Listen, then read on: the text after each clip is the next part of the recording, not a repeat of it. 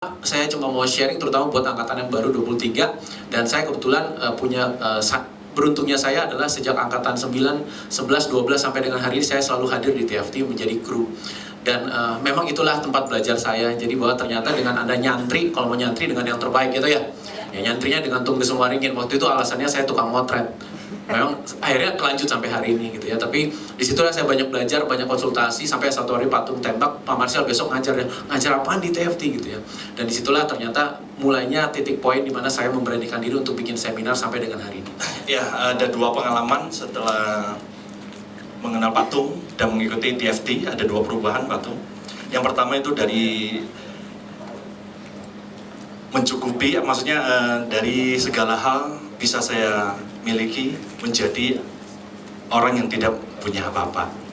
Dan akhirnya saya ada tiga ilmu yang saya petik, yaitu yang pertama action dan tahan banting. Yang kedua memberi arti. Memberi arti ini yang merubah hidup saya. Bagaimana saya bisa masih bertahan sama istri saya, dan saya sharing sekaligus curhat ya. Oke, waktu ikut TFT pulang ke Pontianak, saat itu saya masih di Pontianak, saya kehilangan arah. Jadi nggak ada reuni-reunian segala macam. Ilmu-ilmu dari TFT itu tiba-tiba hilang. Cuman satu yang saya dapat, yaitu positif. Segala hal menyikapi dengan positif. Kalau tadi ada yang setelah dari TFT membeli, membangun rumah walet, saya setelah TFT menjual rumah walet. Kalau ada yang membangun bisnis, saya setelah TFT menjual bisnis. Karena saking positifnya. Bisnis baru orang tawarin yang saya belum kenal, oke, ayo. Ada tambang ini, orang yang saya nggak kenal, ayo. Itu kesalahan saya. Tapi setelah itu saya memberi arti bagaimana saya menyikapi itu, dan saya mampu bangkit. Dan sekarang saya memiliki pandangan bahwa pemimpin itu menciptakan pengikut. Dan Pak Tung sendiri adalah pemimpin yang sejati. Pemimpin yang sejati itu pemimpin yang menciptakan pemimpin. Dan saya sekarang ini posisi itu. Dan saya mendatangkan satu tim saya, itu Bu Widya. Jadi Bu Widya jangan merasa, wah ini orang-orang TFT kalau keluar harus menjadi owner nih, harus menjadi pemilik bisnis. Saya sedang mencetak ibu sebagai pemilik bisnis nantinya. Tetap jangan khawatir. Nah ini posisi saya sebagai, maksudnya jadi tahap-tahap itu Pak Tung adalah pemimpin yang sejati. Pak Tung menciptakan pemimpin-pemimpin, dan saya ingin berada di posisi itu. Terima kasih, cukup sekian. Salam dahsyat. Saya memang waktu ikut TFT itu sudah sudah agak ada umur lah ya, dan ya pengalaman pahitnya juga banyak ya. Mohon maaf, omset bisnis pernah triliun, tapi juga sempat rugi puluhan miliar ya. Jadi waktu itu ikut dalam keadaan ya aneh-aneh aja lah gitu, ikut-ikutan.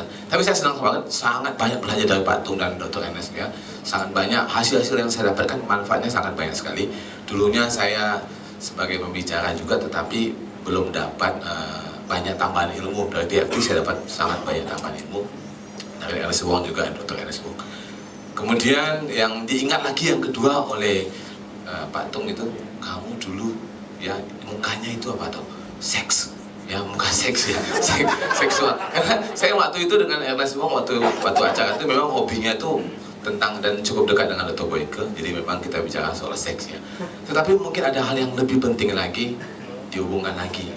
Kamu masih ingat apa? Saya abangnya Effendi Ghazali katanya, ya, yang politikus kita ya. Gayanya ya memang satu cetakan masih ya, jadi cadarnya juga. Tapi yang saya maksudkan apa? Tadi banyak sekali yang sudah hebat-hebat. Mungkin saya last three ini, ya angkatan 2 nggak ada, angkatan 1 tinggal 2 orang ya. Walaupun 3 menit lagi ya, saya mau katakan bahwa ada hal yang negatif yang kalau bisa tidak terulang pada semua yang ada di sini. Semua sangat hebat ya. Pertama, saya meninggalkan Pak Tung sudah cukup lama. Walaupun saya sering ikut beliau dulu dengan Anthony Robin ya, DWD 3 kali saya ikut sebagai di kru juga. Kemudian saya putus hubungan, nggak kontak-kontak lagi. Padahal saya pernah ke rumah Pak Tung juga, pernah naik helikopter dengan dia juga. Itu salah satunya. Sehingga apa? Semangat saya itu ya nggak gitu merasa zona nyamannya tercukupi. Ini hati-hati, nanti suatu ketika akan sampai ke itu. Mau apa lagi sih? Rumah mewah, mobil mewah. lagi ya? Apa yang kita mau dalam hidup kita? Anak-anak 4 ya, paling kecil saya tinggal 1 yang kuliah, 2 sudah nikah, 2. Jadi kira-kira, dan saya dipanggil sebagai panggilan kita ya. Kita kan sebagai panggilan ya, dipanggil-panggil ngomong di mana-mana gitu. Dan penghibur juga, nanti pasti akan jadi penghibur ya. Ada tertawa gitu kan, menghibur namanya. Tapi kita sangat senang sekali kalau kita bisa bicara di depan puluhan ribu orang, di depan 30, kita bisa membuat semua hening gitu, diam, terpesona melihat Anda, mana rasanya. Tapi ketika kita bisa memberikan sesuatu yang sangat bermanfaat, yang sangat tepat, mereka juga akan ingat kita selamanya. Saya punya salam dahsyat, kalau saya punya salam miliarder. Iya, karena begini, pertanyaan saya gini, baca buku sudah sering banyak, ikut training banyak, kasih training banyak. Tapi apa kira-kira satu sumbangsi yang simple tapi dampaknya bisa banyak, ajarannya begitu. Karena kita paham dunia sekarang sangat cenderung ke materialisme gitu. Kira-kira kalau orang sibuk dengan miliarder, apa kira-kira padanan yang lain? Saya pikir apa gitu, kayaknya mulia gitu ya. Bukan pakai Y, tapi pakai I, mulia. Tinggal ditambah dernya. Kalau miliarder menghasilkan miliaran rupiah tiap tahun, kalau miliarder kapanpun Anda bisa jadi orang mulia, bikin kemuliaan, begitu ya. Dan alhamdulillah Google, tadi saya bilang tadi, Google sudah menerima kata itu sebagai sebuah kata. Jadi kalau ketik miliarder itu pasti muncul cuma saya, karena nggak ada saingannya. Ya. Itu yang pertama. Yang kedua, saya minta tolong, minta doanya. Tadi sudah bicara properti ini segala macam sampai ke seksi yang terakhir ya Pak Ghazali. Saya minta doanya karena saya ingin menguji diri saya sendiri ya. Di 2018 saya akan mencalon menjadi wali kota. Itu sebagai bakti bahwa dengan bisnis sudah jalan, belajar dari Pak Tung, Mr. Ernest, dengan Bu Yani juga, Pak Diki dan teman-teman yang lain, saatnya sekarang saya pengen berbagi buat saya lahir di situ, besar di situ, sekarang saya berbagi. Dan saya janji gaji saya sebagai wali kota justru saya hadiahkan kepada RT-RT yang ada di Palangkaraya. Mantap. Ya. Saya ikut Pak Tung tuh pertama kali ikut High Definition Anthony Robin ya, diajak gila gitu ya di situ. Terus aduh dia tawarin yang training TFT pertama kali, uang nggak ada, baru jual mobil gitu ya. Jadi saya nggak bilang istri saya, habis itu ikut gitu. Habis itu setelah uang habis saya bilang ikut TFT, nangis istri saya gitu. Tapi setelah ikut TFT, pertama yang di TFT itu saya kan nggak suka buah gitu, punya fobia ya. Oleh Pak Tung saya diterapi gitu ya, sampai akhirnya saya makan buah ya selama umur pada saya itu umur 34 tahun. Nah berani, nah setelah itu saya ikut TFT, belajar seminar belajar seminar di Banjarmasin ya. Jadi seminar-seminar saya lakukan. Pada saat itu saya sudah jadi manajer Bank Kalsel BPD gitu ya. Saya pengen berhenti gitu ya, pengen jadi pembicara nasional seperti apa sih gitu ya. Akhirnya saya memutuskan pokoknya tahun 2007 saya harus keluar dari bank itu ya, BPD pada saat itu namanya. Apa yang saya lakukan? Saya mengajukan resign ya, sudah manajer. Oh sayang banget pada saat itu nggak ada yang berani manajer berhenti gitu ya. Saya yang orang pertama berhenti. Belum ngomong sama Pak Tung, saya resign dulu. Habis saya ngomong, Pak Tung, saya bilang, saya ikut Pak Tung boleh nggak? Terus saya nggak usah digaji Pak, saya bilang. Padahal saya sudah manajer di situ. Dan alhamdulillah kebaikan Pak Tung sama Ibu Yani, saya diterima. Padahal saya nggak punya keluarga ke Jakarta gitu ya. Jadi ya Pak Tung sama Bu Yani lah yang menerima saya. Akhirnya saya memutuskan pindah ke Tangerang ya, disiapin oleh Pak Tung lagi gitu ya. Rumah nggak ada, disiapin di rumah Pak Tung. Nah di situ pun saya banyak banget hutang budi sama Pak Tung sama Bu Yani. Saya juga mohon maaf, mohon ampun tidak dapat membalasnya Pak Tung sama Bu Yani ya. Oke, kita semuanya bersyukur dan berterima kasih dan merasa sangat diberkati oleh acara program ini, Train for Firewall Trainers, dan juga boleh saya minta tepuk tangan yang sangat meriah untuk guru kita Mr. Ernest Pong dan juga Mr. Tung Desa Malingin. Thank you sir. Ini guru kita. Greatest guru, Mr. Ernest Pong.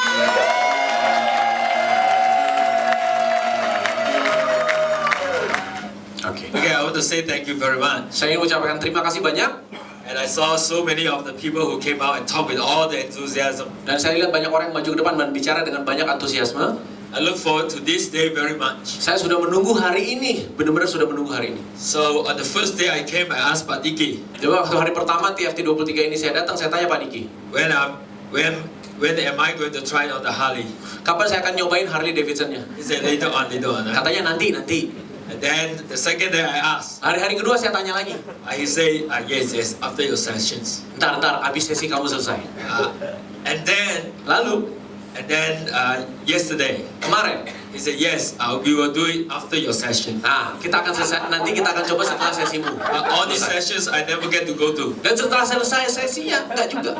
And today after we have our graduations already, Dan setelah hari ini kita graduation, tadi lulusan TFT Angkatan 23, I went out to ride on the bike. saya cobain motor, I heard the bike, the sound of the bike. I got very excited saya dengar motor, saya pikir, wah ini motornya nih yang saya tunggu. because it sounds so awesome. Karena suaranya kok kayaknya dahsyat banget. But then when I went on, I sat on it, Ketika saya duduk di motor itu, and then he got very worried. dia jadi ketakutan, Pak Diki ketakutan. And then the other people also got very worried Dan banyak orang juga melihat saya ketakutan. because they say you do a little bit, the bike will go very far. Aku cuma digas dikit aja nanti motornya bisa langsung jalan cepet. I discovered I don't know how to control the bike. Dan saya menemukan bahwa saya nggak bisa pakai sepeda motor. So I decided that tomorrow I will still go on the bike. Saya putuskan besok tetap saya mau naik sepeda motor. And at that point of time, I have heard of this man called Tung the Simmery. Saat itu saya udah pernah dengar nama Tung Desem Waringin. And I knew that at that point of time, Dan saya tahu di saat itu he was going through a very, very challenging time. dia waktu itu dalam masa penuh dengan tantangan. That was a time and he was actually picking up, rising. Saat itu Patung lagi dalam masa lagi naik ke atas ke puncak. He talked 27 hours a day. Dia bicara 27 jam sehari. He talked with his mouth, Dia bicara dengan mulutnya, he talked with his eyes, he Bicara- talked with the nose, he bicara- talked with every part of his bicara body. dengan matanya, bicara dengan seluruh bagian tubuhnya. Until he talked with blood coming out. Sampai akhirnya dia bicara, sampai akhirnya keluar darah dari tubuhnya. And he almost had a low voice. Sampai akhirnya hampir kehilangan suaranya. So I was just asked, and I said, okay, I'll come. Dan saya bilang, oke, boleh, saya datang ke Indonesia. And I just postponed 3 days on my seminar. Saya harus membatalkan 3 hari seminar saya yang di saat yang bersamaan waktu itu. And at the end of the day, Dan pada akhirnya, both Ibu Yani and Pak Tung Pak Tung dan Bu Yani sent me to the car park. antar saya ke parkiran mobil. At that point of time, there was one Pak Alex, I believe. Dan waktu itu ada Pak Alex. I remember I put my things in the booth. Saya ingat saya taruh semua barang saya. I cover everything. Saya tutupi semuanya. And Pak Tung actually did one thing. Dan Pak Tung melakukan satu hal. He gave me an envelope. Dia kasih saya amplop. And I probably knew what was inside there. Dan saya merasa tahu apa isi dari amplop itu.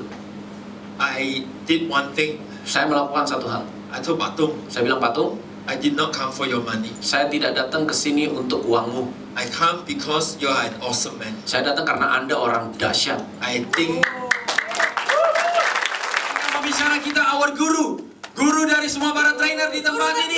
Boleh saya minta tepuk tangan yang sangat meriah.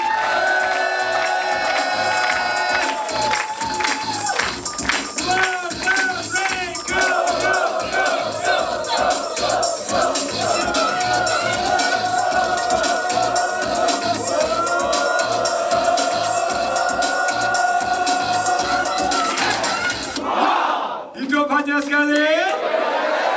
Hiduplah dengan tos kanan kiri katakan Anda dahsyat. Ada satu pelajaran yang saya terima dari guru saya dan saya selalu ngomong juga siapa guru saya adalah Anthony Robin. Siapa di sini yang sudah pernah datang di seminarnya Anthony Robin? Angkat tangan. Wow, luar biasa. Siapa yang belum angkat tangan? Ya kalau ada waktu, sempatkan, ada uang cari, pokoknya datang. Siap? Siap. Good? Good. Nah, pelajaran satu yang menarik tentang bagaimana kita punya impian dan bagaimana kita mengejar impian kita dan mencapai impian kita. Nah, jurus yang saya belajar dari Anthony Robin itu adalah, boleh dicatat? Kalau nggak bawa catatan, boleh pakai baju sebelah kanan ya.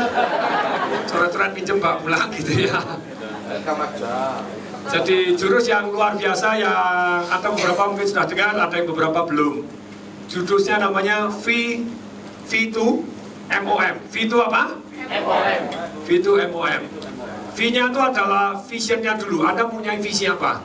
Dan persis yang sebelum dikatakan oleh Pak John Gas, Pak Johan Ghazali, kakaknya Pak Effendi Ghazali, Bapak Ibu, Pak John Gas, bahwa zona nyaman adalah membuat kita.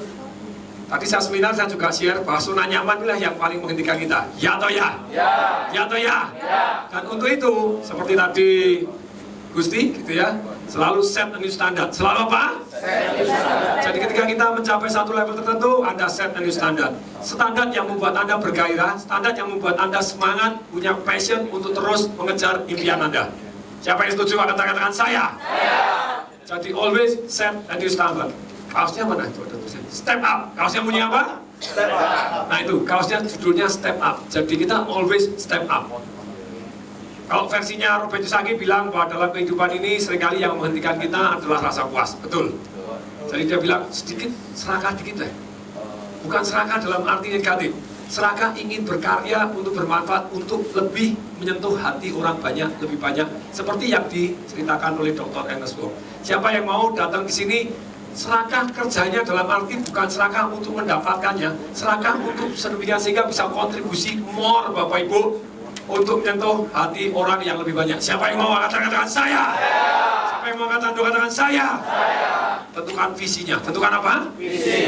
Kalau Allah tulisnya waringin, visi Anda harus 3. Harus apa? 3. Satu harus tertulis. Satu harus? Tertulis. Yang kedua harus positif. Yang kedua harus? Positif. Yang ketiga spesifik. Yang ketiga apa? Spesifik.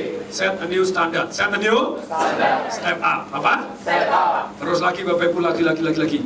Mungkin gini Bapak Ibu, kalau ada orang yang tidak semangat, salah satunya dia tidak mempunyai goal yang membuat dia semangat, atau adalah punya goal yang impoten. Goal yang apa? Impoten. Goal yang tidak menggairahkan. Goal apa sih yang membuat Anda tidak bergairah? Sebetulnya ada 2. Satu adalah goal yang terlalu tinggi menurut Anda. Terlalu tinggi menurut siapa? Kalau menurut orang lain terserah, kalau menurut Anda terjangkau, so what? Dulu saya mulai pertama kali karir ketika saya ikut seminarnya Anthony Robbins. Tahun 2001 saya menulis goal spesifik, goal saya jelas.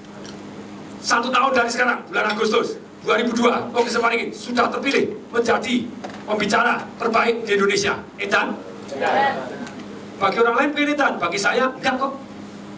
Nah ini Bapak Ibu, saya menggunakan jurusnya V2MOM. V-nya vision, V-nya yang kedua value, V-nya yang kedua apa? Value. Value itu apa? Kenapa itu penting untuk Anda? Why this is important? Alasan yang sangat kuat. Tanpa alasan sangat kuat, kita tidak akan bergerak. Betul? Betul. Betul? Jadi Anda create alasan sangat kuat. Alasan sangat kuat itu, yaitu terdiri dari nikmat dan sengsara. Ketika Anda nikmatnya jelas sekali kalau mencapai, sengsaranya jelas sekali kalau tidak mencapai.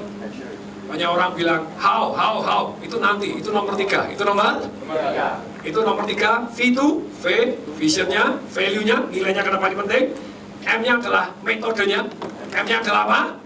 Metodenya apa, caranya. Itu nomor 3, Bapak Ibu. Kalau alasannya sangat kuat, alasannya sangat kuat. Why-nya big enough, how-nya muncul kok. Saya sangat punya impian Bapak Ibu mengadakan seminar jalan di atas api. Seperti tadi saya cerita di angkatan 23. Setiap Anthony Robbins tampil, guru-guru saya tampil. Sampai kalau saya jadi dia seperti apa ya? Kadang saya tunggu selesai pulang, dari semuanya pulang, saya masih untuk naik di atas panggung untuk merasakan, yeay, gak ada orang.